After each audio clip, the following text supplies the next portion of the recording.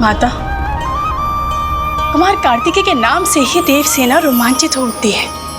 इसके पीछे मात्र भक्ति भाव हो, ये तो संभव नहीं, क्योंकि देवसेना उन्हीं के विचारों में डूबी रहती है, उन्हीं की ही भक्ति में लीन रहती है, सदा उनकी ही कल्पना करती है। मुझे पूर्ण विश्वास है माता कि इन दोनों के बीच कोई विशेष संबंध है। देवी सची, इसमें ना ही चिंता करने की कोई बात है और ना ही आश्चर्य की, क्योंकि जब दोनों का विवाह संबंध स्थापित होने वाला है तो पुत्री देवसेना का कुमार कार्तिकेय के विचारों में ही रमा रहना तो स्वाभाविक। विवाह? हाँ देवी सची, आपकी पुत्री देवसेना का विवाह मेरे पुत्र कार्तिकेय के साथ ही होगा। मेरे पुत्र कार्तिकेय के साथ ही होगा। वो मेरी ही पुत्र वधू बनेगी।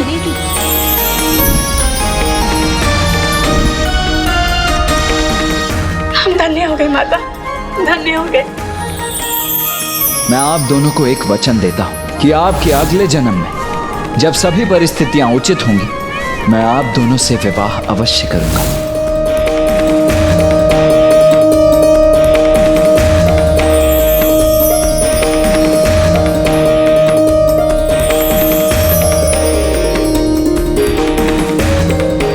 मैं तो सब कुछ जैसे भूल चुकी हूँ। मुझे तो यहाँ सर्वत्र आप ही दिखाई दे रहे हैं स्वामी। देवसेना?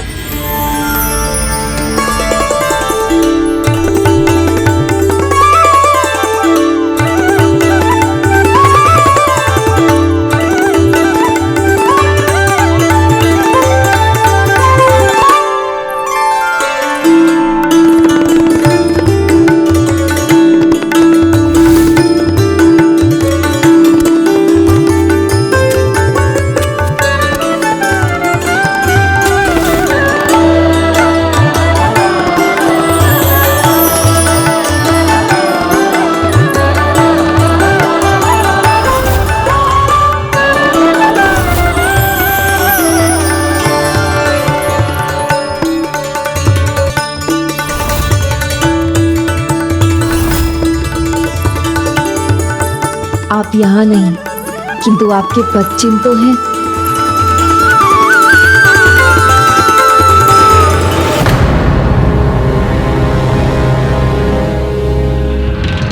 ये मैं क्या करने जा रही थी? मैं ऐसा कदापि नहीं कर सकती। मैं देवी माँ की अनुमति के बिना कैलाश से नहीं जा सकती। तुम्हारी प्रत्येक कथा का अंत केवल एक ही शब्द से होता है, विवाह। जब विवाह का नाम भर लेने से भ्राता कुपित हो उठते हैं, तो मैं उन्हें विवाह के लिए भला कैसे मनाऊंगा? बोलो गणेश, क्या उत्तर है तुम्हारे पास? बोलो बोलो अनुज गणेश। भ्राता, कथा से विवाह की सीख प्राप्त हो रही थी, तो मैंने किंतु छोड़िए ना इस बात को। मैं आपको आगे की कथा सुनाता हूँ कि आगे चलकर चिदंबरम कैसे पंचभूत स्थल बना। भ्राता, ये कथा भी प्रभु के आनंद नृत्यम से संबंधित है।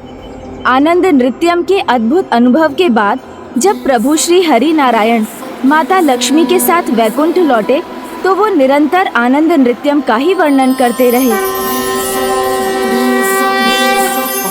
जिसका सीधा प्रभाव शेषनाग जी पर हुआ। और अंत में जो महादेव ने अंतिम मुद्रा धारण की थी, वो तो जैसे मेरे हृदय में ही अंकित हो गई। ये आप मुझे सहस्त्र बार बता चुके हैं प्रभु। नहीं माँ, एक सहस्त्र नहीं, 1,008 बार। और प्रभु के आनंद नृत्यम का इतना सुंदर वर्णन सुनकर मुझे अपने दुर्भाग्य का अनुमान हो रहा है कि मैं उस अद्भुत घटना का साक्षी ना बन सका। प्रभु, आपकी भक्ति से अधिक मैंने कभी कोई इच्छा नहीं की, किंतु आज प्रथम बार प्रभु महादेव का ये आनंद नृत्यम देखने की प्रबल इच्छा हो रही है। प्रभु शेषनाग, यदि तुम वो दिव्य दृश्य देखना चाहते हो और महादेव के आनंदम नृत्य का साक्षी बनना चाहते हो, तो उसके लिए तुम्हें दूसरा जन्म लेना होगा। और उस जन्म में तुम्हें महादेव का शिष्य बन उनकी कठोर तपस्या करनी होगी। प्रभु, जगत पिता महादेव के आनंद नृत्यम को देखने के लिए मुझे किसी भी रूप में जन्म लेना पड़े तो मेरा परम सौभाग्य होगा। मुझे आशीष दीजिए प्रभु। एक ओर शेषनाग प्रभु नारायण के आशीष की प्रतीक्षा कर रहे थे, तो दूसरी ओर पृथ्वी पर गोनिका नाम की एक भक्त पुत्र प्राप्ति के लिए भगवान की प्रार्थना कर रही थी। हे प्रभु, मुझ गोनिका की प्रार्थना सुनिए और मुझे एक संतान देने की कृपा कीजिए। ओम नमो भगवते वासुदेवाय। ओम नमो भगवते प्रभु, वासुदेवाय। महादेव के जिस आनंद नृत्य का गुणगान करते करते आप थकते न थे, बस उन्हें उसी मुद्रा में देखने का सुअवसर प्राप्त हो, ऐसा आशीष दीजिए प्रभु। शेषनाग, जिस आशय से तुम महादेव का भक्त बन दूसरा जन्म लेना चाहते हो, उसका उचित समय आ गया है।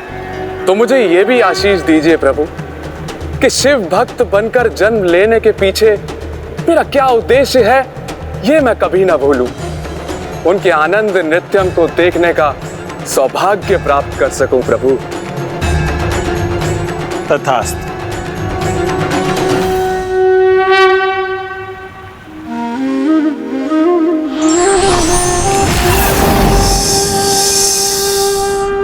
बाल स्वर में कोई मुझे माँ कहकर पुकारे, मुझे बस इसकी लालसा है। हे प्रभु, मुझे संतान देने की कृपा करें।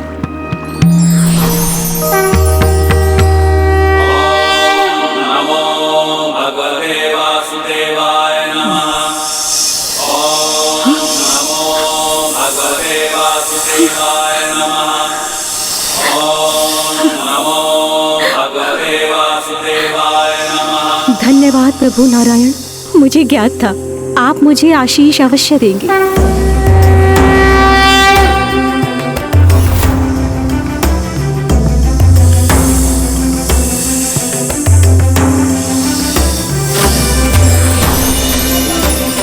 प्रणाम माँ।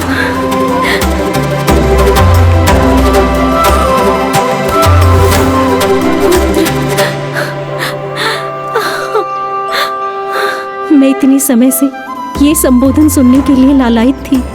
धन्यवाद पुत्र, तुमने मेरी लालसा पूर्ण की। किंतु माता, आप मुझे पुत्र कहकर पुकारेंगी अथवा कोई नाम भी देंगी?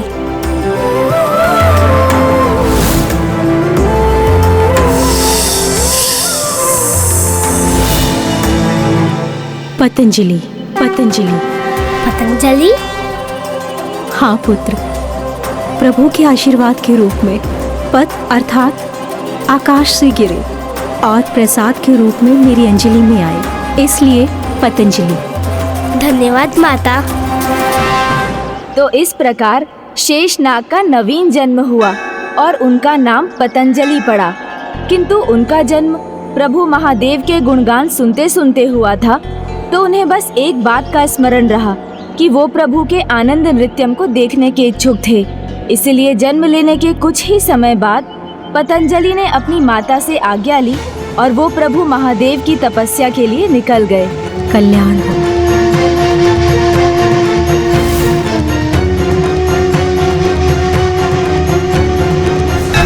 मुझे ज्ञात है पुत्री, तुम जाना चाहती हो।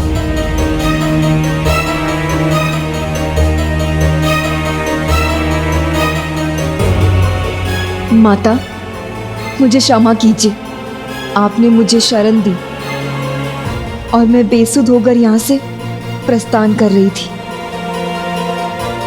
किंतु माता, मैं करूँ तो क्या करूँ? उनका अनुसरण करने से स्वयं को रोकने में भी असमर्थ हूँ मैं। इतना तो ज्ञात हो गया है मुझे, उनका मुझसे विवाह होने वाला है। पुत्री, मुझे तुम्हारा संकोच भी समझ में आ रहा है और तुम्हारे हृदय की दशा भी। तुम्हारा भावी पति यात्रा पर है और तुम उससे भेंट करना चाहती हो, तो मैं तुम्हें इसकी अनुमति देती हूँ।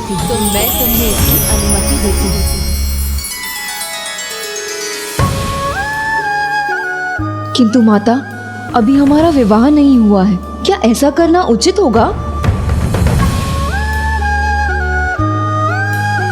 पुत्री, इतना सोच विचार करने की कोई आवश्यकता नहीं है। तुम अपनी सहज प्रवृत्ति और अपने हृदय की पुकार का पालन करो पुत्री। पुत्री देवसेना, जब तुम्हें माता पार्वती की अनुमति है तो समझो मेरी भी है।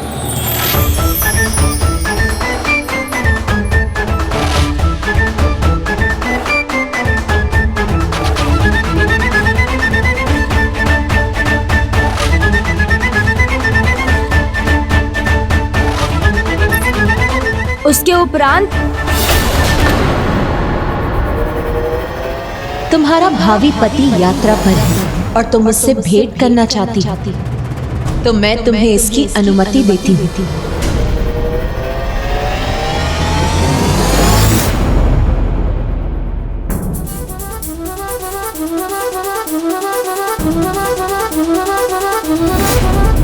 माँ ने उन्हें आने क्यों दिया?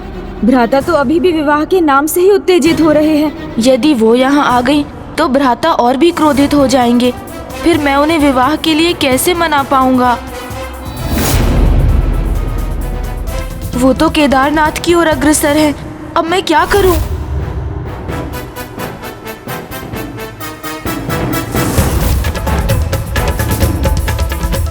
गणेश, अब कहाँ खो गए हो तुम? किस विचार में डूबे हो? भाभी माँ की यात्रा। प्रभु, ये क्या कह रहे हैं आप?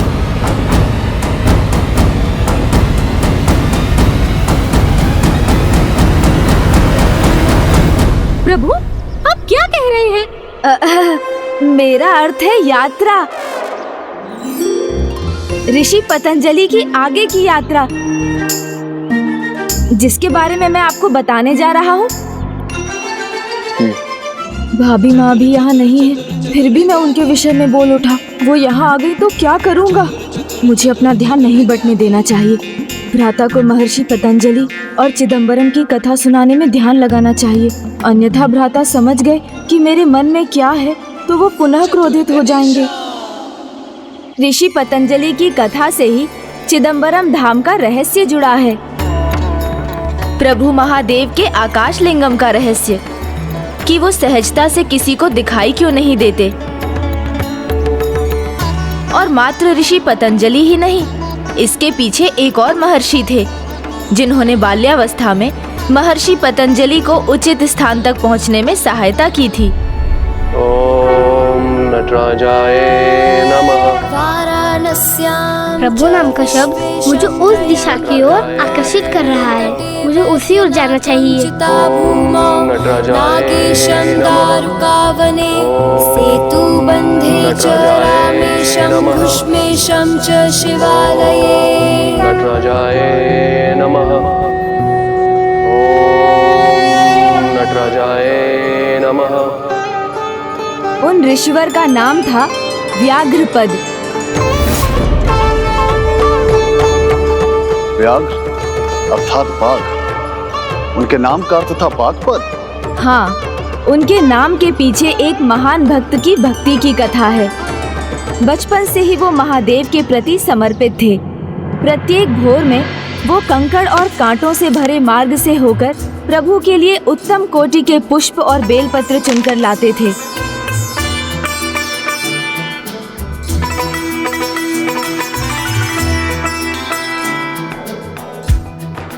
वो महान प्रभु भक्त अपनी भक्ति में किसी कष्ट को नहीं देखते थे।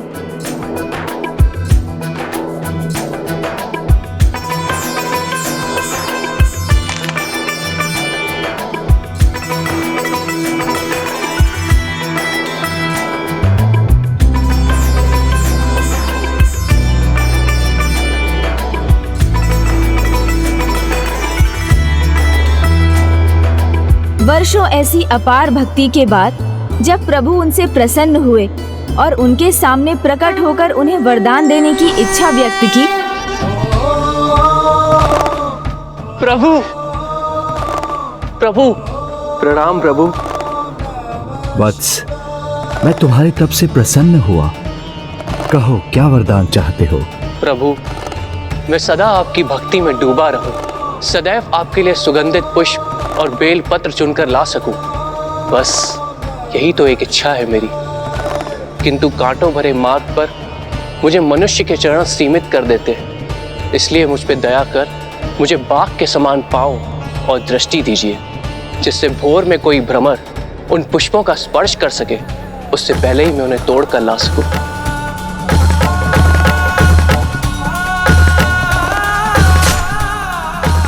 तथास्तु।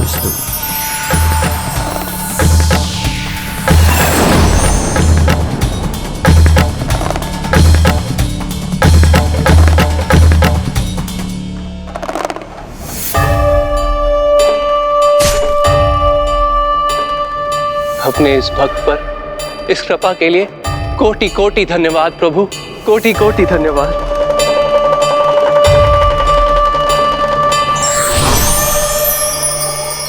इस प्रकार इस दिव्य घटना के उपरांत ऋषिवर का नाम पड़ा व्याघ्रपद। कितने महान भक्त थे वो। भक्ति में सच्चा भक्त यदि भगवान से कुछ मांगता भी है तो वो केवल होता है प्रभु की भक्ति। हाँ भ्राता, इसलिए वो प्रभु महादेव के महानतम भक्तों में से एक हैं और ऐसे ही भक्तों से स्वयं भगवान की भी महिमा बढ़ती है।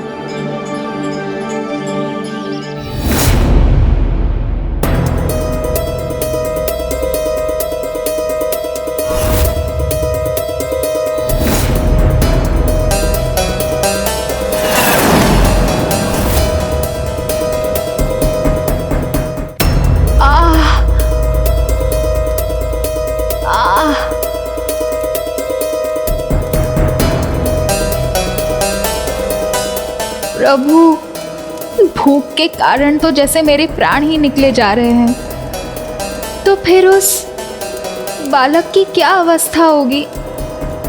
वो तो अभी भी एक अबोध बालक ही है।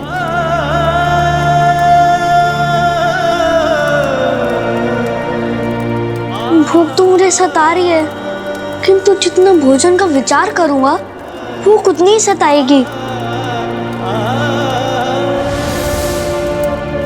यहाँ तो चारों ओर व्यंजन ही व्यंजन है। मैं तो लड्डू ही खाऊंगी। हाँ?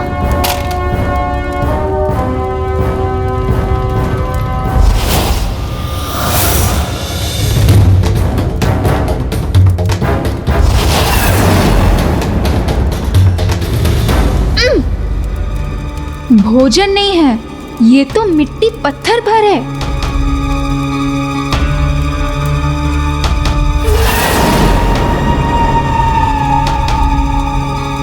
भूख जब इतनी बढ़ जाती है तो वो भोजन का भ्रम उत्पन्न करती है। वही मेरे साथ हो रहा है, किंतु मैं क्या करूं? अब तो ये भूख असहनीय हो गई है, हावी हो रही है मुझ पर। इससे कैसे संघर्ष करूं? मेरे लिए तो प्रभु की भक्ति, मेरा भजन और भोजन दोनों है। मेरे लिए लड्डू, खीर, चूरमा सब कुछ उनके नाम में ही है। प्रभु,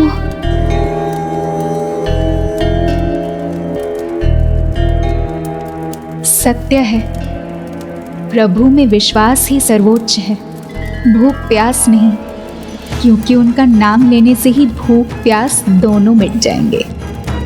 ओम सुब्रमण्यम कार्तिकेय स्वामी, ओम सुब्रमण्यम कार्तिकेय स्वामी, ओम सुब्रमण्यम कार्तिकेय स्वामी, ओम सुब्रमण्यम कार्तिकेय स्वामी, ओम सुब्रमण्यम कार्तिकेय स्वामी।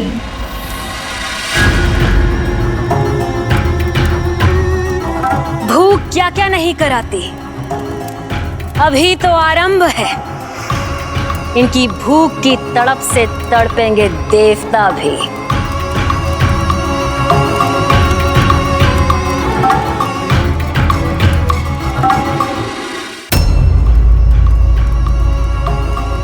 ओम सुब्रमण्यम कार्तिकेय स्वामी, ओम सुब्रमण्यम कार्तिकेय स्वामी, ओम सुब्रमण्यम कार्तिकेय स्वामी, ओम सुब्रमण्यम कार्तिकेय स्वामी,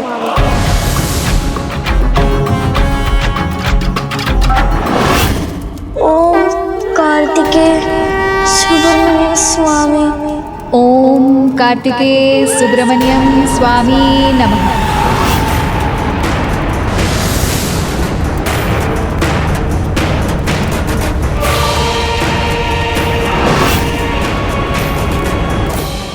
मैं आपका आदेश समझ चुका हूं मां।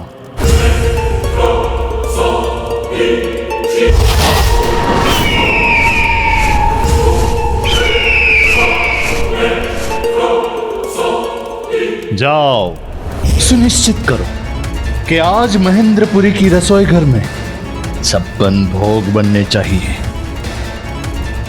भूख मिटे या ना मिटे, किंतु इनकी भक्ति अवश्य मिटेगी।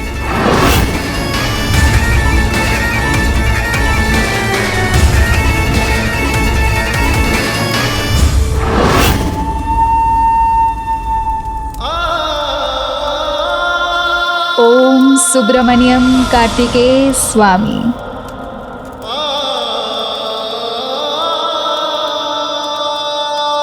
भोजन?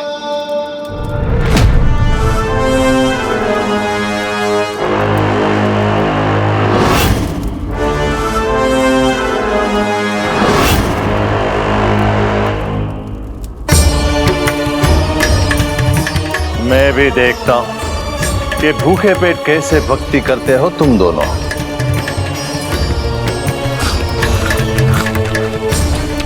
मेरी भूख तो बढ़ती ही जा रही है। आपकी युक्ति सफल हो रही है असुर सम्राट। एक भक्त तो अपनी भक्ति ही भूल रही है। नहीं नहीं, ये ताड़ना सही नहीं जा रही है मुझसे। भोजन चाहिए मुझे, भोजन दीजिए। मिलेगा, अवश्य मिलेगा। भोजन ही नहीं, 56 भोग का आनंद मिलेगा। पर इस सत्य को स्वीकार करो, अपने ज्येष्ठ भगवान सुरापद्मन को अपना भगवान मानो।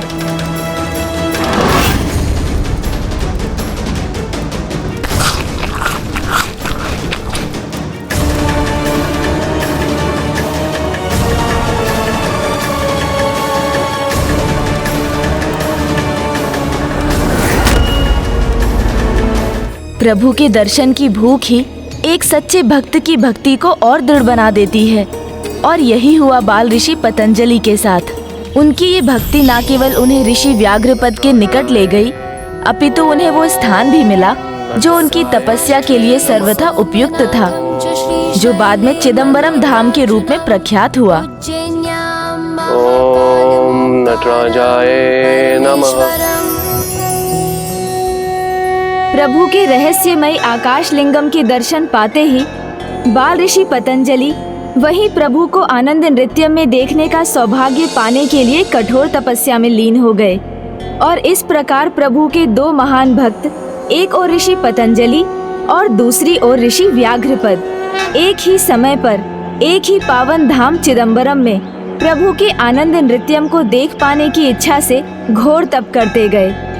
और धीरे धीरे उनकी भक्ति ऐसी बढ़ी कि वो अपने स्थान से डिगे बिना वर्षों तक तपस्या में लीन रहे। ओम नटराजाय नमः। ओम नटराजाय नमः।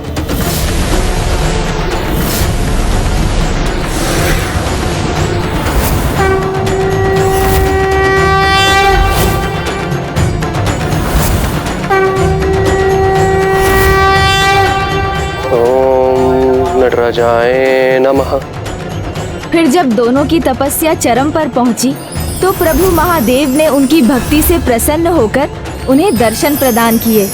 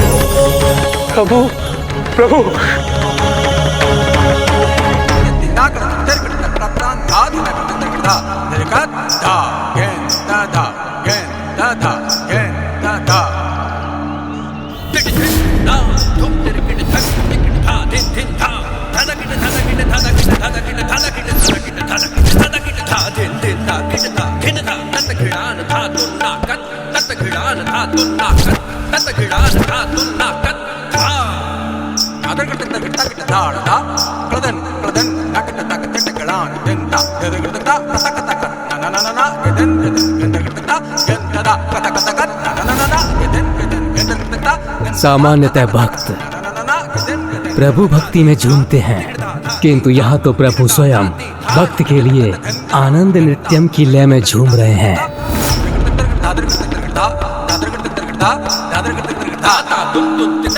अद्भुत है महादेव, अपने भक्तों के लिए कुछ भी कर सकते हैं।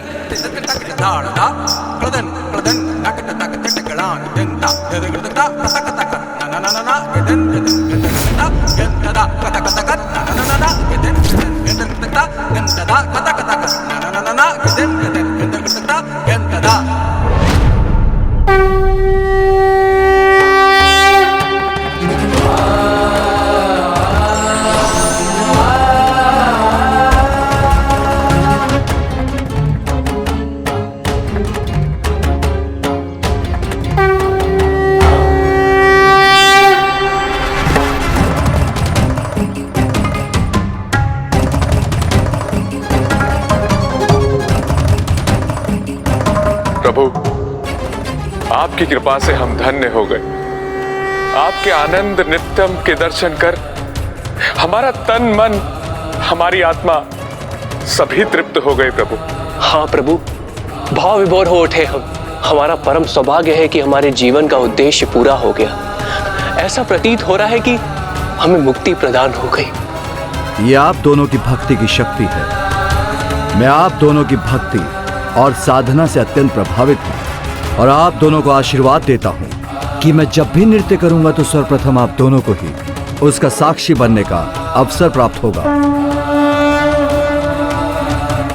आज के बाद मेरे प्रत्येक नाट्य नृत्य का आरंभ आप दोनों से ही होगा और मैं आप दोनों को अनुमति देता हूँ कि आज के बाद आप दोनों कैलाश में ही रहेंगे।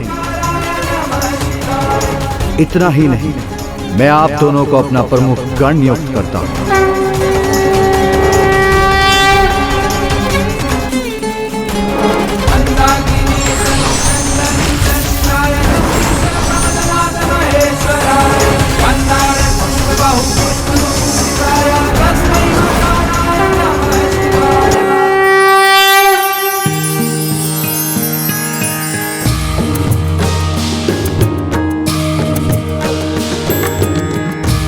आप दोनों के ही कारण संपूर्ण सृष्टि को प्रभु के आनंद नृत्यम के दर्शन प्राप्त हुए हैं। इसीलिए आज से आप दोनों ऋषि ही नहीं, महर्षि कहलाएंगे।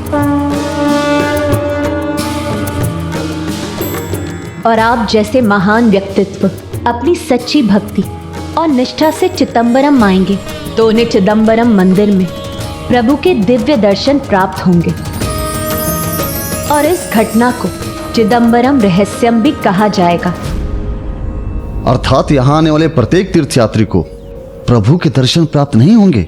हाँ, चिदंबरम रहस्यम के अनुसार चिदंबरम आकाश लिंगम उन्हें ही दर्शन देंगे जिनके मन, हृदय और आत्मा पूर्ण रूप से पवित्र होंगे, जिनके चित्त अर्थात जिनकी आत्मा अंबर में समाहित होगी, जो दिव्य ज्ञान और भक्ति के आकाश हैं। बस जो बेलपत्र माला आकाश लिंगम को समर्पित होगी वही सभी यात्रियों को दिखाई देगी।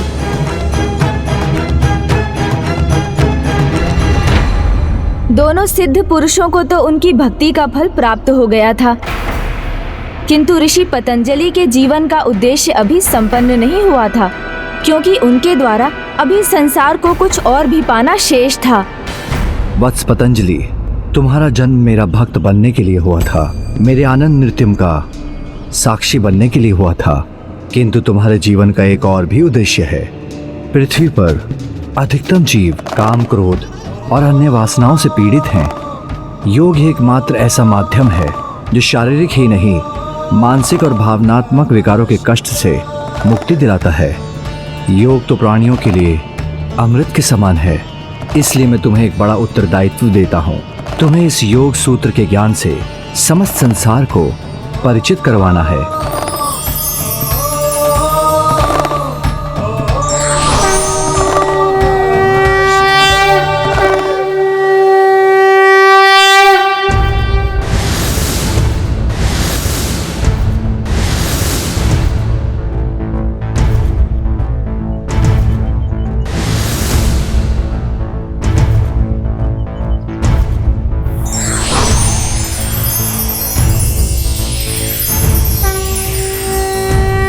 अब इस ज्ञान का विस्तार समस्त संसार में तुम्हें ही करना है।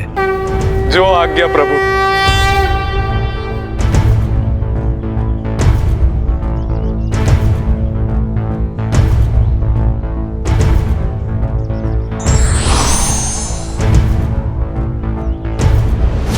इस प्रकार यहाँ चिदंबरम धाम में प्रभु महादेव ने महर्षि पतंजलि को ज्ञान देकर इस स्थान को ज्ञान का प्रतीक बना दिया। और ज्ञान तो आकाश के समान अनंत अपार है, इसलिए आकाश लिंगम रूप में प्रभु महादेव ने यहाँ वास करना आरंभ किया। किंतु महर्षि पतंजलि ने इन योग मुद्राओं का विस्तार कैसे किया?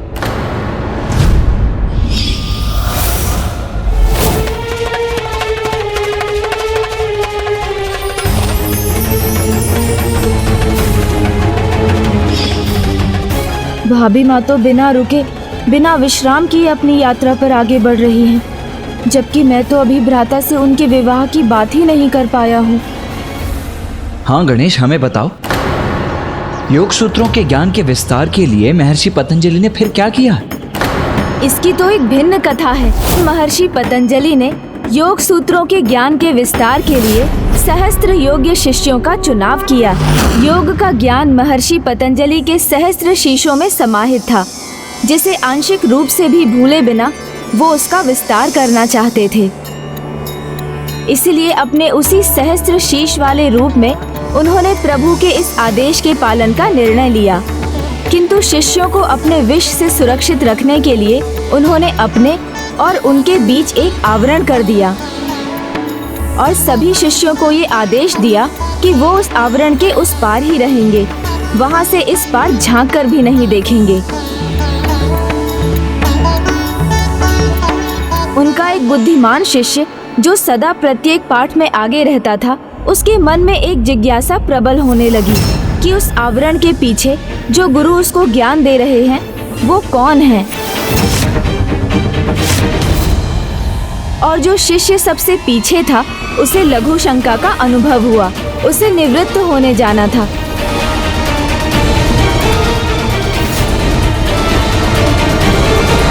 किंतु वो अन्य शिष्यों की ज्ञान प्राप्ति में कोई अवरोध नहीं उत्पन्न करना चाहता था, तो वो अनुमति लिए बिना ही वहां से चला गया। जहां एक और पीछे बैठा शिष्य वहां से निकल पड़ा, वहीं आगे वाले शिष्य से भी अपनी जिज्ञासा को रोक पाना अत्यंत कठिन हो गया और उसने आवरण के पार झांकने का प्रयास किया।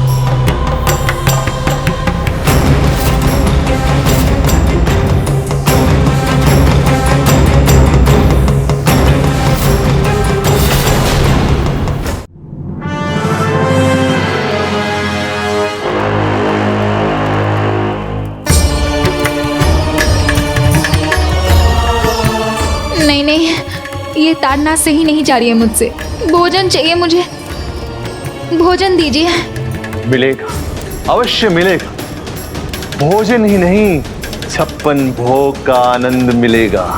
पर इस सत्य को स्वीकार करो, अपने ज्येष्ठ भगवान सुरापद्मन को अपना भगवान मानो। अति उत्तम, अति स्वादिष्ट। प्रभु के नाम में 56 भोग की सुगंधी नहीं, स्वाद भी है। अति उत्तम, अति स्वादिष्ट। ओम सुब्रमण्यम कार्तिकेय स्वामी, ओम सुब्रमण्यम कार्तिकेय स्वामी, ओम सुब्रमण्यम कार्तिकेय स्वामी।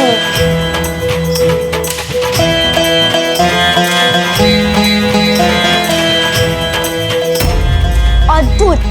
मुझे प्रभु की भक्ति, उसके नाम में वो रुचि है, वो तृप्ति है जो 56 भोग में भी नहीं। उचित कहा जयंत ने।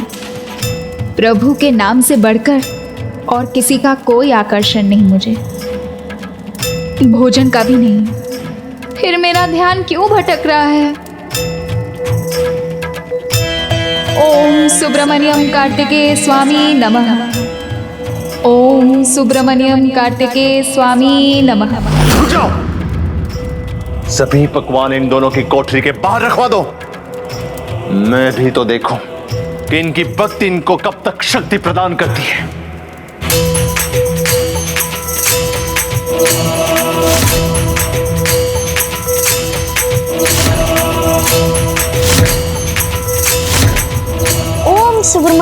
कार्तिकेय स्वामी।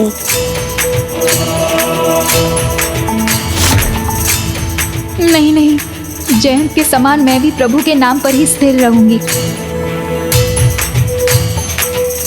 ओम सुब्रमण्यम कार्तिकेय स्वामी नमः। ओम सुब्रमण्यम कार्तिकेय स्वामी। फिर महर्षि पतंजलि के उस शिष्य का हुआ क्या गणेश?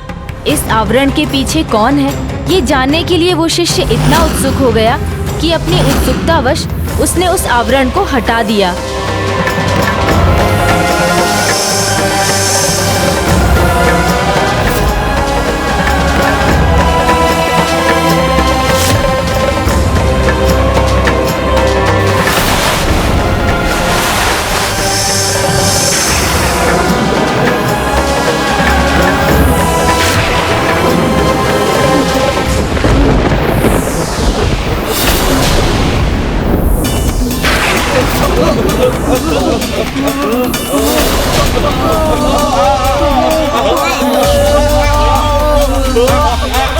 ऋषि पतंजलि के विष के प्रभाव के कारण उनके सभी शिष्यों का प्राणांत हो गया।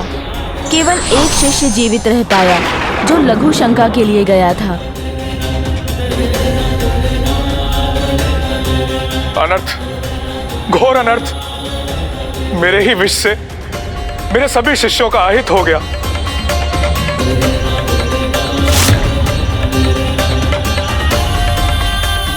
ये क्या हो गया यहाँ?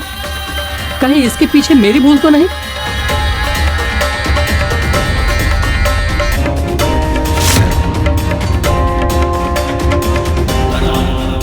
ऋषिवर क्षमा, ऋषिवर क्षमा। मुझे ज्ञात नहीं था मेरे उठकर जाने से इतना घोर अनर्थ हो जाएगा। मैं अपने लघु शंका को नियंत्रण में ना रख सका, किंतु मेरे कारण कोई व्यवधान उत्पन्न ना हो इसलिए चला गया। मैं अब किस मुख से क्षमा याचना करूं? नहीं वत्स, यहां जो कुछ भी हुआ इसमें तुम्हारा दोष नहीं।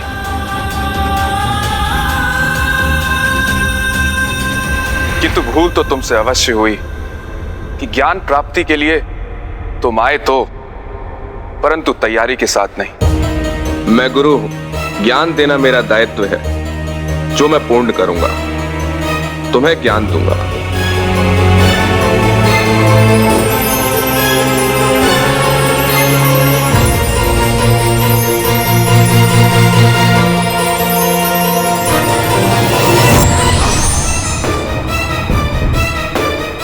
ज्ञान तो मैंने तुम्हें दे दिया, किंतु तुम्हारी भूल के लिए तुम्हें दंडित भी करूंगा, क्योंकि गुरु की आज्ञा का पालन ना करना गुरु हत्या के समान ब्रह्म हत्या पदगम है।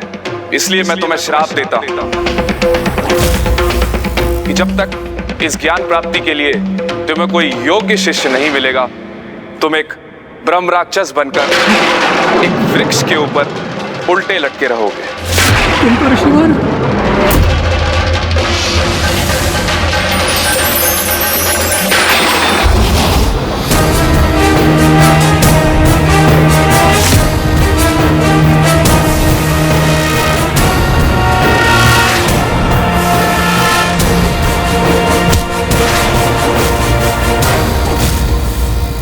ये कथा हमें सिखाती है कि अधिक जिज्ञासा कभी कभी स्वयं के लिए ही नहीं, अन्य सभी के लिए भी हानिकारक सिद्ध होती है। और ये भी कि ज्ञान प्राप्ति के मार्ग में गुरु की आज्ञा की अवहेलना इतना बड़ा दोष है कि वो उनके दिए ज्ञान को भी व्यर्थ कर देता है और गुरु हत्या के अपराध के समान होकर व्यक्ति को ब्रह्म राक्षस बना देता है। तब तो गणेश, उस शिष्य को ब्रह्म राक्षस की अवस्था से मुक्ति इतनी सरलता से नहीं मिली होगी।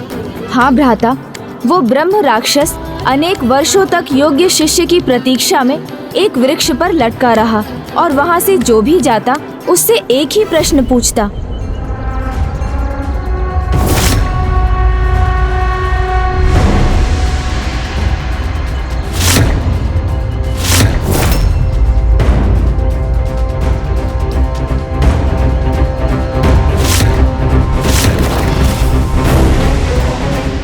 पचेर निष्ठायाम किम रूपम, अर्थात पच धातु के आगे क्त जोड़ने से क्या बनता है, इसका उत्तर दो अन्यथा मेरा भोजन बनो। नहीं, हमें ज्ञात नहीं है।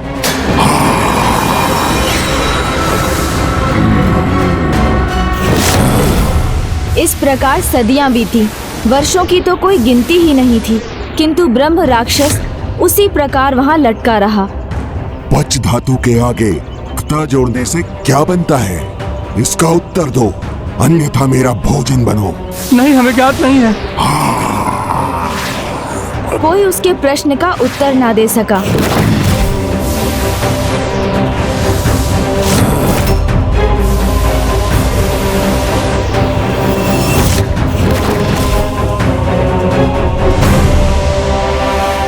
तब ऋषि पतंजलि से अपने शिष्य का दुख ना देखा गया और उन्होंने उस शिष्य को अपने शाप से मुक्त करने के लिए पुनर्जन्म लिया और नवीन रूप धारण कर वो अपने शिष्य को शाप मुक्त करने उसके निकट जा पहुँचे।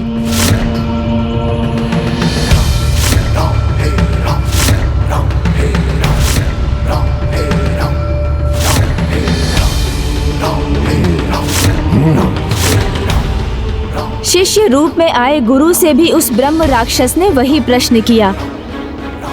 पचेर निष्ठायाम किम रूपम, अर्थात पच धातु के आगे क्ता जोड़ने से क्या बनता है?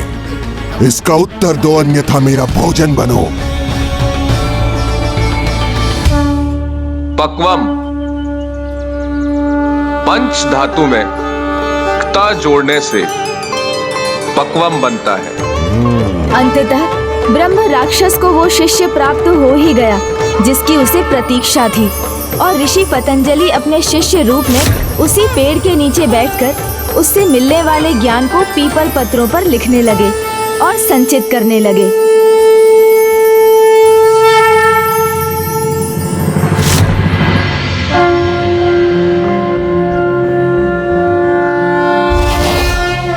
नमस्ते देवेशाय सुरासुर नमस्कृताय भूत भव्य महादेवाय। धन्यवाद गुरुवर। इस प्रकार ऋषिवर के उस शिष्य को मुक्ति प्राप्त हुई और वो प्रभु के साथ एकीकार हुए। ये ज्ञानी शिष्य अन्य कोई नहीं, स्वयं चंद्र शर्म थे,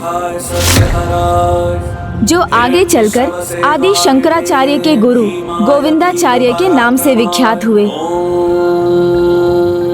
और शंकराचार्य वही थे जिन्होंने संसार में योग सूत्रों का विस्तार किया और चिदंबरम धाम में प्रभु महादेव के स्फटिक शिवलिंग को स्थापित किया, जो चित्त को उजागर करे। उस योग शास्त्र का जन्म भी चिदंबरम धाम में ही हुआ। गणेश, इस परम पावन धाम की सभी दिव्य कथाएं सुनकर अब मैं प्रभु दर्शन के लिए और भी लालायित होता जा रहा हूँ और अविलंब मंदिर में प्रवेश करना चाहता हूँ। इसीलिए अब चलो, आओ।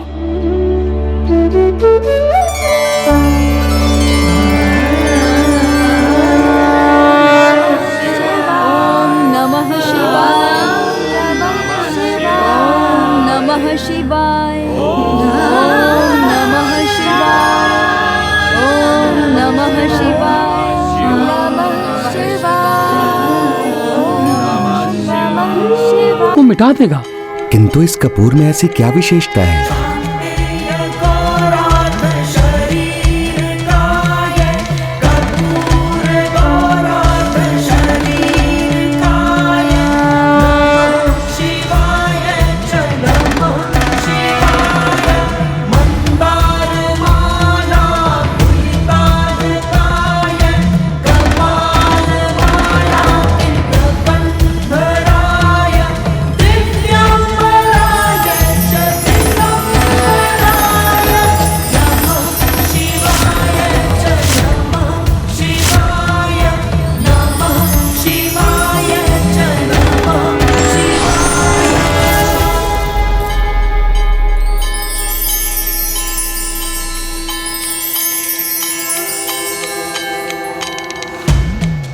प्रणाम प्रभु अर्धनारीश्वर।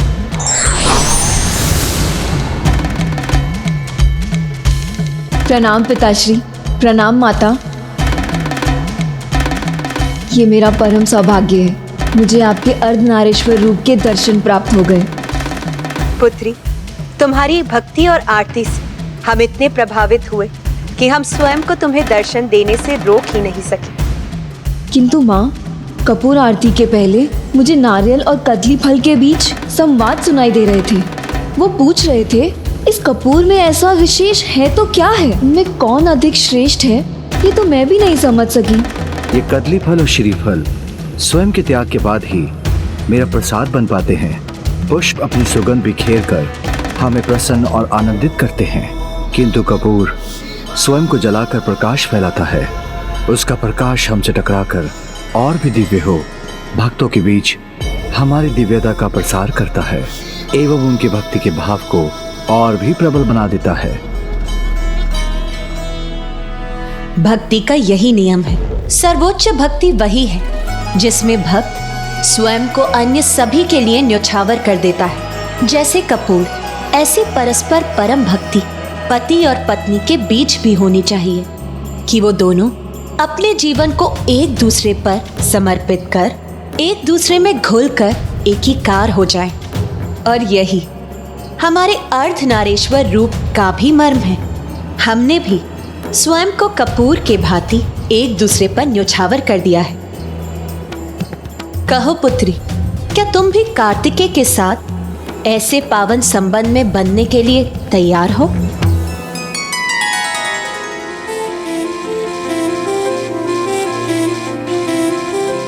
माँ, मैं तो पिछले जन्म से ही इसके लिए प्रतीक्षा कर रही हूँ। मुझे ज्ञात है मेरा इस जन्म का उद्देश्य भी यही है, बस स्वामी कुमार कार्तिकेय मुझे अपनाने के लिए तैयार हो जाए।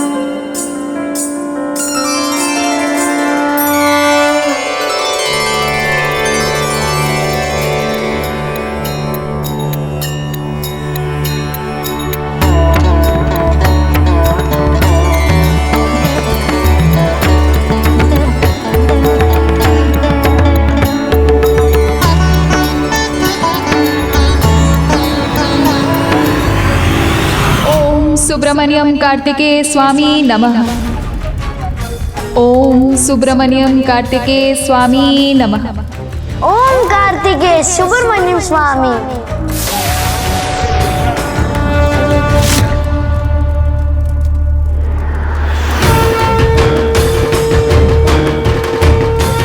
निरंतर प्रभु के नाम में रमा रहूंगा तो भूख का आभास नहीं होगा। ओम सुब्रमण्यम कार्तिकेय स्वामी। मैं भूखी तो हूँ, किंतु भूख के आगे नहीं, प्रभु के सामने झुकना है मुझे। ओम सुब्रमण्यम कार्तिकेय स्वामी नमः। ओम कार्तिकेय सुब्रमण्यम स्वामी।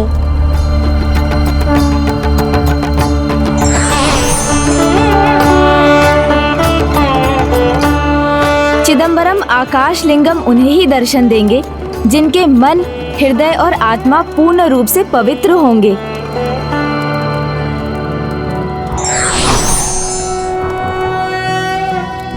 ओम नागेंद्रहाराय त्रिलोचनाय भस्मांगरागाय महेश्वराय नित्याय शुद्धाय दिगंबराय तस्मै नकाराय नमः शिवाय।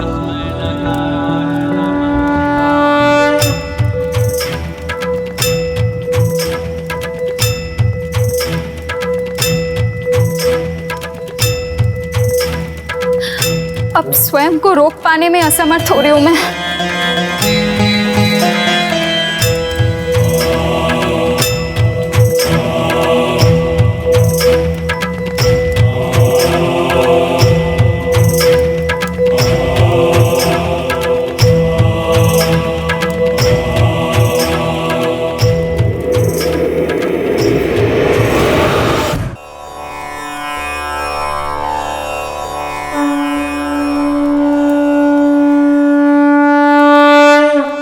सुब्रमण्यम कार्तिकेय स्वामी।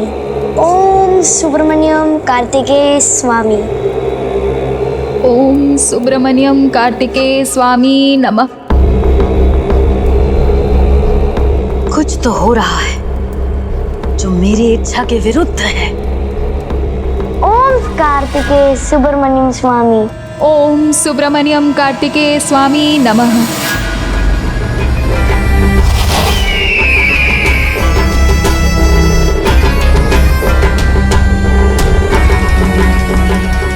क्या हो रहा है वहां, जिसका मुझे आभास तो है पर ज्ञात नहीं।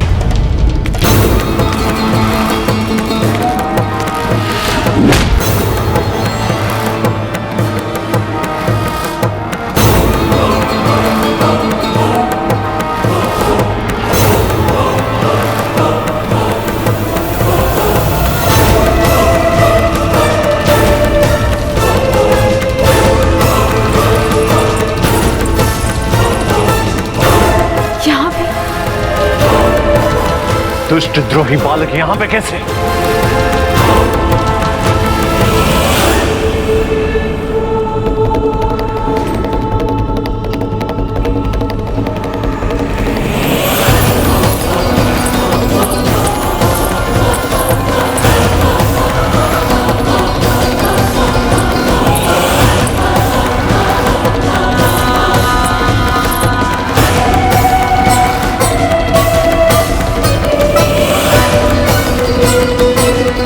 ये दुष्ट यहाँ कैसे पहुंच गई?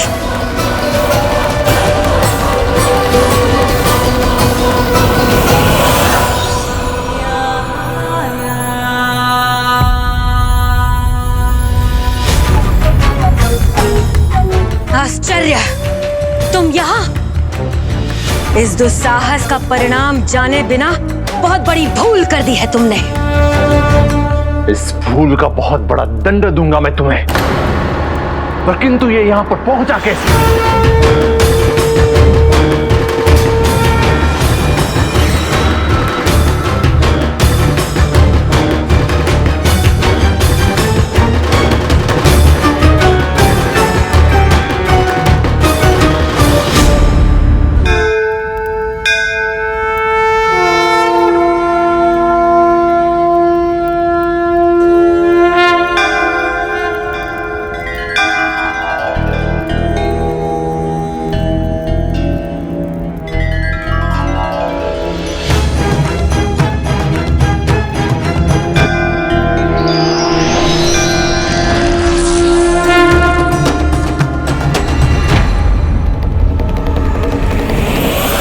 आश्चर्य, तुम यहाँ?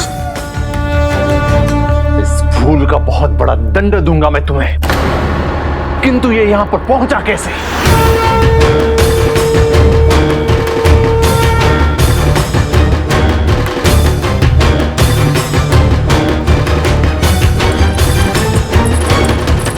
ये यहाँ कैसे? ये यहाँ भी है और ये वहां भी। विश्वास नहीं होता, ये कैसे संभव है कि एक ही समय पे दोनों दो अलग अलग स्थानों पर?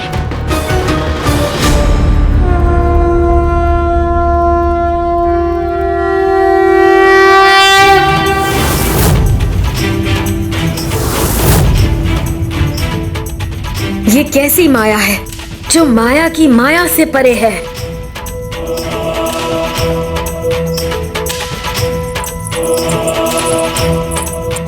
मायावी बालक, ये कैसी माया है तुम्हारी? माया होती तो आपसे कहाँ छिपती? ये तो प्रभु की दिव्यता है, जिसे आप न देख सकी और न पहचान सकी। अचंभित मत होइए ज्येष्ठ। माँ, पहचानिए मेरे प्रभु की कृपा को, जो अपने भक्तों को भूखा नहीं देख सके।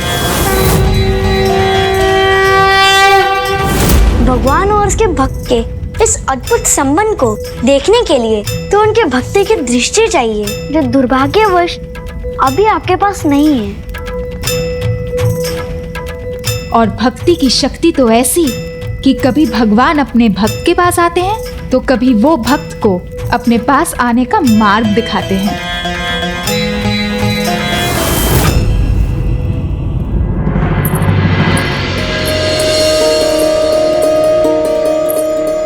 मेरे स्वामी, मेरे प्रभु कार्तिकेय, मैं शीघ्र आपके निकट पहुंच जाऊंगी।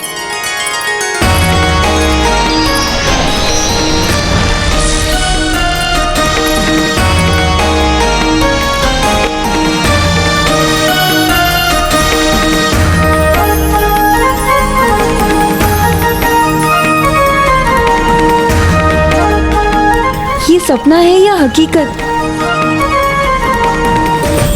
स्वामी,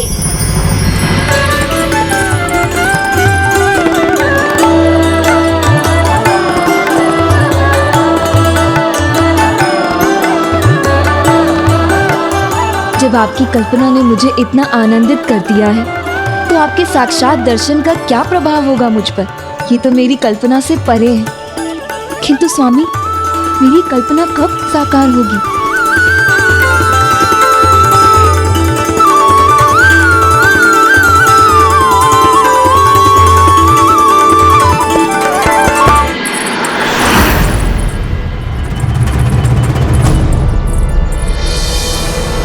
ये कल्पना अब साकार ही नहीं, आकार भी लेने वाली है। और ये कल्पना तो मुझे और भी विचलित कर रही है कि जब आप यहाँ आएंगी तब क्या होगा। हे प्रभु, हे माँ, मेरी सहायता कीजिए। हे प्रभु, अपने आकाश मूर्ति रूप में मुझे अपने दर्शन देने की कृपा करें और इस परम पावन धाम की मेरी इस यात्रा को सफल करने में मेरी सहायता करें प्रभु।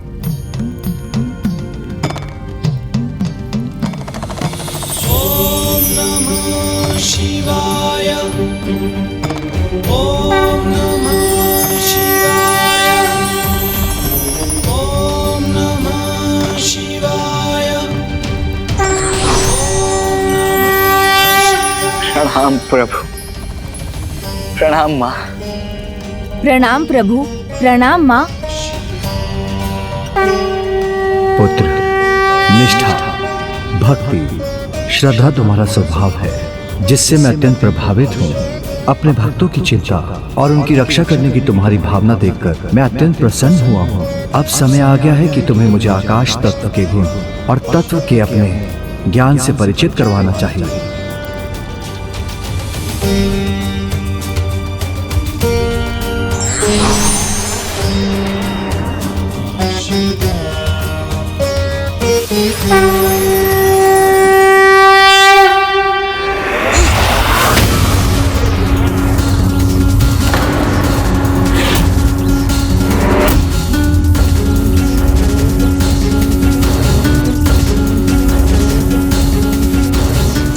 चाहते हो तुम कि उस बालक कार्तिकेय ने चमत्कार किया, यहाँ की सुरक्षा को भेद कर यहाँ पहुँच गया और तुम्हें भोजन करवाया?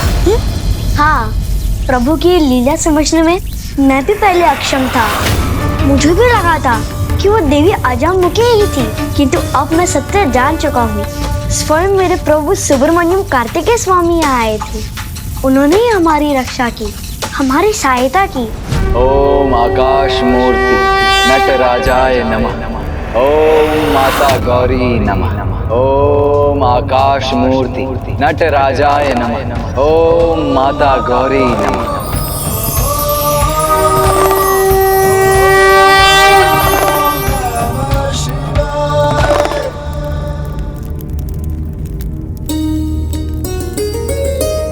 आकाश भूत की प्रकृति मिश्रित है,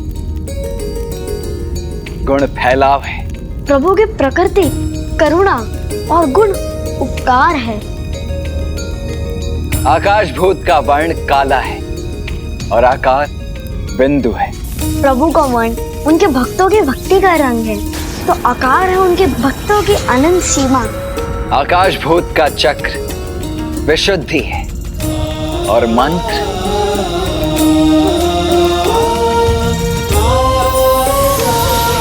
आकाश तत्व का मंत्र है।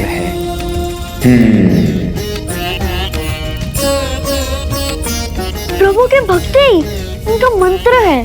तुम्हारी भक्ति के आह्वान पर वो यह क्यों न प्रकट होते जब वो सर्वत्र उपस्थित है।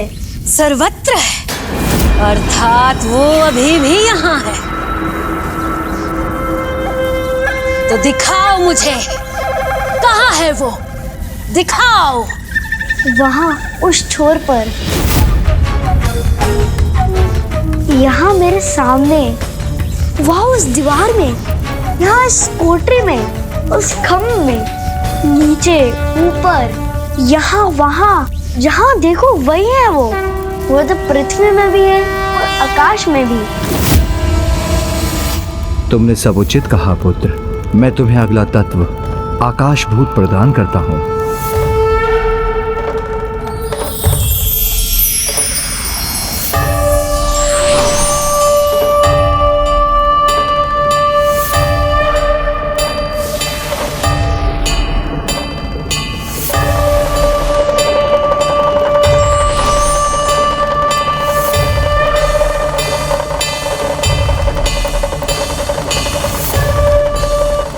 मेरा प्रणाम स्वीकार कीजिए प्रभु।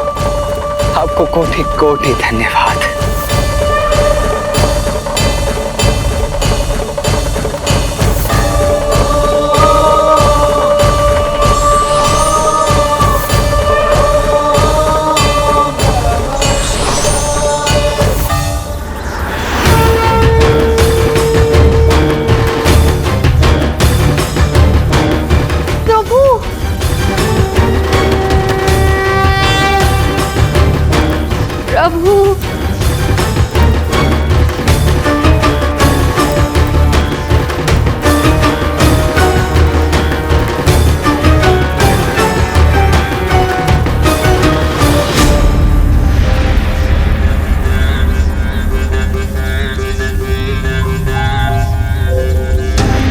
क्या दिखाई दे रहा है इन्हें जिसे देख के ये इतने आनंदित हो रहे हैं?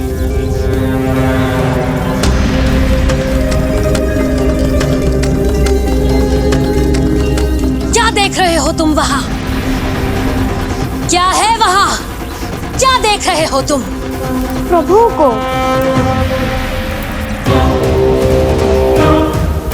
मूर्ख समझा है हमें कि जो भी तुम कहोगे उस पर हम विश्वास कर लेंगे। कुछ नहीं है वहां।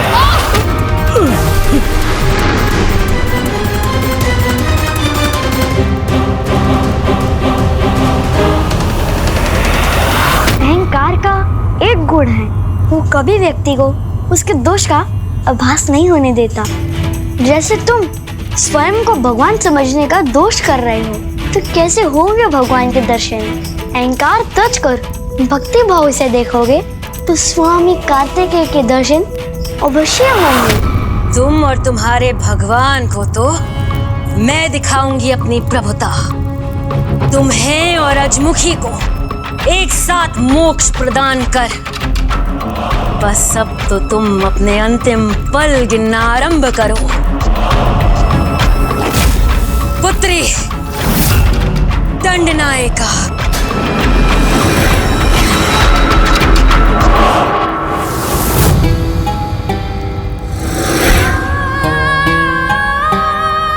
माँ ने मुझे नहीं इसी पुत्री कहा जिसने उनका क्रोध सहकर भी उन्हें सही मार्ग पर चलने को प्रेरित किया, उसे नहीं, वरन जिसने उन्हें और अत्याचार करने का बढ़ावा दिया उसे पुत्री कहा माने।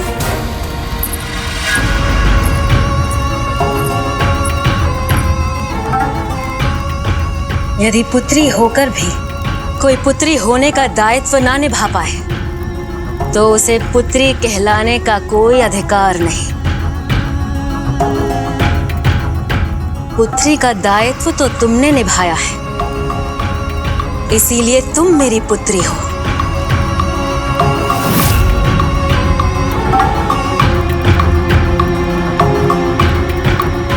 अजामुखी नहीं। इसीलिए मैं चाहती हूं कि तुम एक कार्य पूर्ण करो जो अजामुखी कदापि नहीं पूर्ण कर सकती। हाँ माता, अजामुखी तो बालक कार्तिकेय को ही अपना भगवान मान चुकी है, किंतु मैं तो आप ही को अपना भगवान मानती हूँ। इसीलिए आपके हर आदेश का पालन मैं अवश्य करूंगी।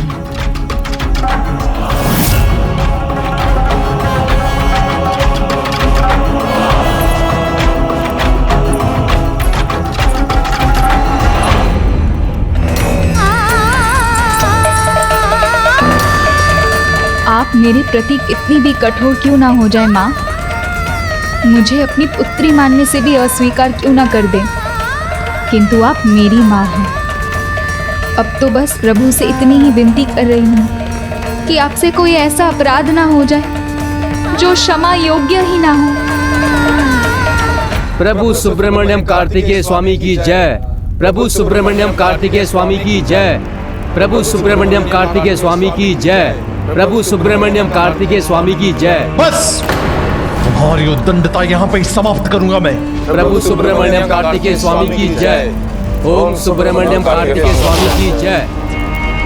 प्रभु सुब्रमण्यम कार्तिकेय स्वामी।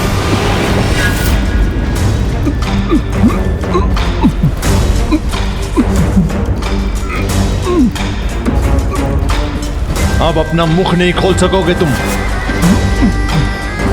देवताओं का ये दुस्साहस संकेत है कि अब अपने अंतिम आगाज से इस जयंत का अंत करना ही होगा। तभी इन सबको ज्ञात होगा मेरे आगे अपना स्वर उठाने का परिणाम।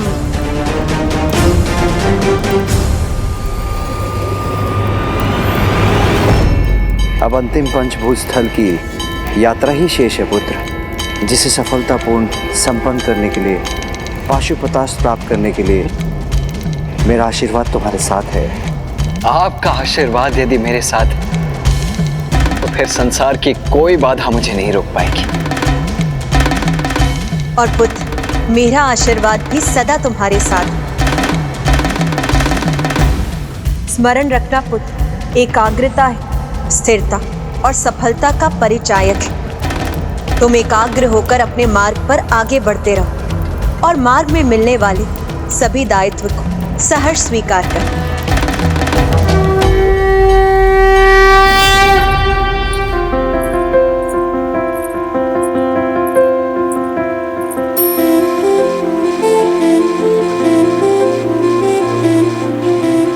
मेरे मन मंदिर में तो बस अब आपका वास है स्वामी, और माँ मणिकर्णिका के पावन घाट पर आपका स्मरण कर मैं धन्य हो गई।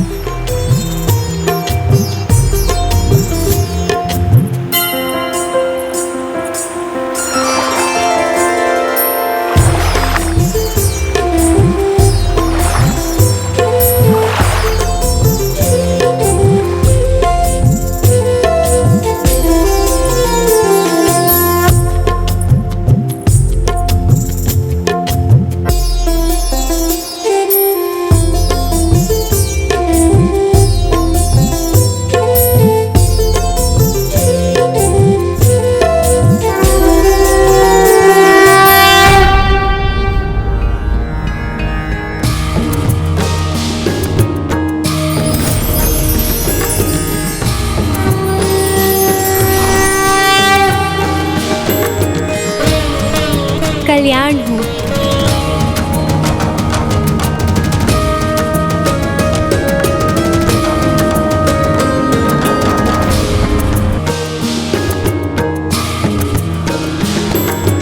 माँ, आपके इस अद्भुत रूप के दर्शन कर मैं कृतार्थ हो गई। आपके मार्गदर्शन और स्वामी प्रभु कार्तिकेय के पद चिन्हों पर चलकर ये संभव हो पाया है। माँ, मुझे ज्ञात है आप मुझे अन्य दायित्व भी उठाने के लिए प्रेरित कर रही हैं, किंतु माँ, मेरी इस यात्रा में ऐसी ऐसी अद्भुत प्रभु कथाएं सुनने के पश्चात तो मेरे हृदय में केवल और केवल एक ही इच्छा उत्पन्न हो रही है कि वैराग धारण कर संपूर्ण रूप से प्रभु की भक्ति में लीन हो जाऊं।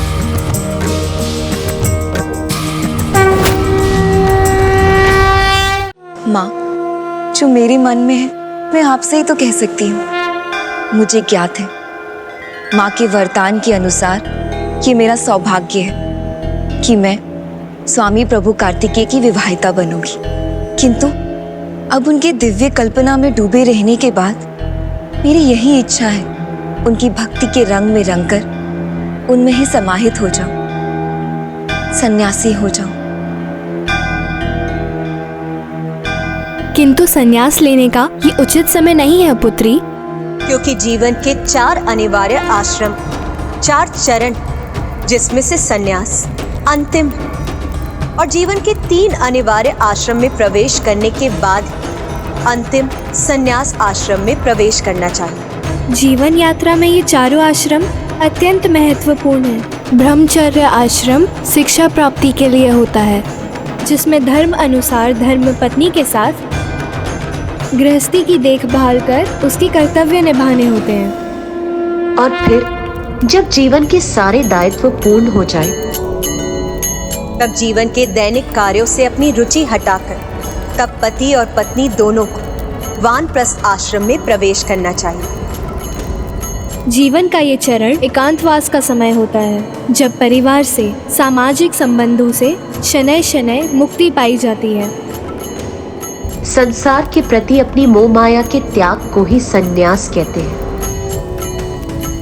जो अपने गृह में अपने जीवन साथी के साथ भी किया जा सकता है। प्रभु के प्रति पूर्ण प्रेम के साथ उनकी कृपा और मुक्ति की प्रतीक्षा है संन्यास। इसलिए जीवन एक तीर्थ यात्रा के सिवाय और कुछ नहीं है। इसीलिए ब्रह्मचर्य आश्रम से संन्यास आश्रम में प्रवेश करने के स्थान पर अपने जीवन साथी के साथ बीच के 2 आश्रम गृहस्थ और वानप्रस्थ के जीवन चरणों के बाद ही संन्यास आश्रम में प्रवेश करना उचित है।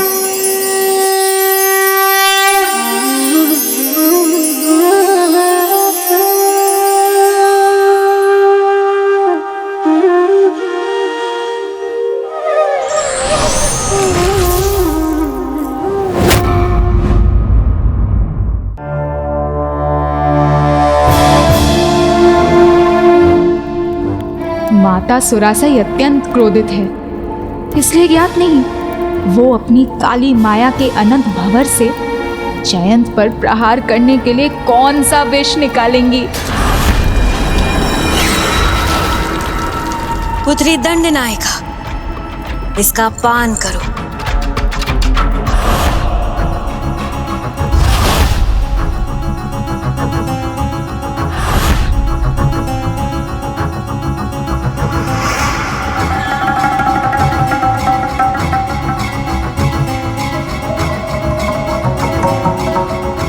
ये आपने मुझे कैसा द्रव्य दिया था माँ, जिसके पान से मेरे भीतर अपार भूख का संचार हो रहा है।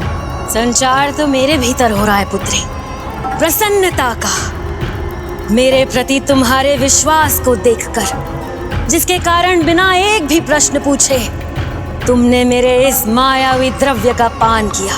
और ये कोई साधारण द्रव्य नहीं है, ये तुम्हें अपार शोषण की शक्ति देगा, ऐसी शक्ति जिससे तुम बिना किसी को स्पर्श किए उसके भीतर से जल की एक एक बूंद निकाल सकोगे। प्रणाम राजमाता, समस्त असुर प्रजा को बुला लिया गया है। माँ को मध्य में टोकने वाला, उनके आदेश का उल्लंघन करने वाला भयानक दंड का अधिकारी है, और दंड देना मुझ दंड नायिका का धर्म है।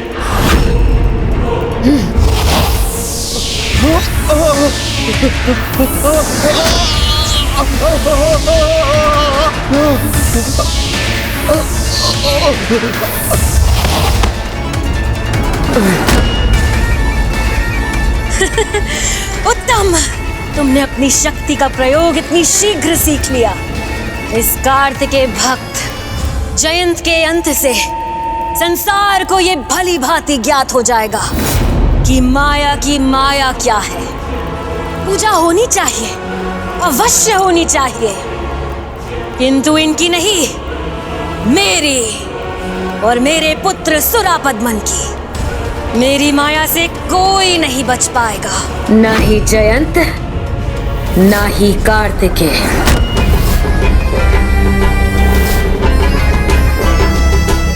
आज माता ने तुम्हारे अंत का कार्य सौंपा है मुझे बालक। इस कार्य को पूर्ण करने से मुझे कोई नहीं रोक सकेगा।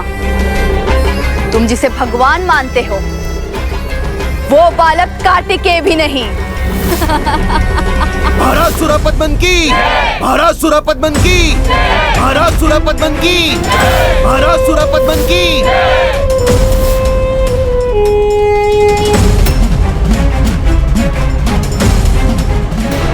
जीवन के प्रत्येक चरण में अपने कर्तव्यों का निर्वहन करने के पश्चात सांसारिकता को त्याग कर प्रभु के चरणों में स्वयं को समर्पित कर देना ही वास्तविक संन्यास है।